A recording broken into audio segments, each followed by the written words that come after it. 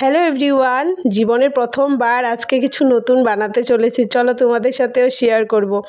আমি বানাতে চলেছি ফিশ বয়েল, যেটা আমি কোনো দিন আজ পর্যন্ত বানিয়ে পাইনি। আজকে আমি নতুন বানাচ্ছি। এখানে গরম জল বসিয়েছি, জলে একটু রসুন থেতো করে দিয়ে দিয়েছি, আর যা যা সবজি প্রয়োজন সবগুলো কেটে নিয়েছি, এটা গরম জলে দিয়ে দিয়েছি।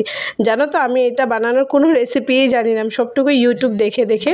আর এখানে দেখো, মাছটাতে আমি একটু নুন হলুদ মাখিয়ে নিচ্ছিলাম। মাছটা দেখতে ভীষণই সাদা লাগছিল, আমার পুরো গা গুলোচ্ছিল কীভাবে খাবে।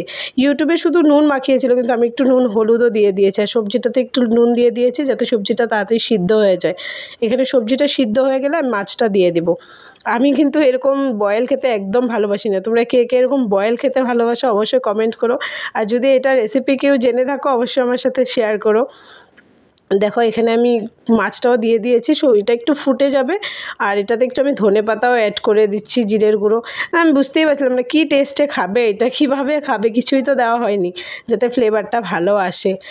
যদি ভিডিওটা ভালো লেগে থাকে অবশ্যই লাইক কমেন্ট করো, আর যদি নতুন হয়ে থাকো আমার পেজটাকে একটু ফলো করে দিও। আর এখানে দেখো, তোমাদের সাথে গল্প করতে করতে আমার ফিশ বয়েলটা হয়েও গেল। এই যে দেখো, দেখতে তো ভালোই লাগছে, খেতে কেমন হবে আমি জানি না, আর আমি এগুলো খেতেও পারবো না। আজকের মতো টাটা, দেখা হচ্ছে একটা নতুন ভিডিওতে। সবাই ভালো থেকো, সুস্থ থেকো।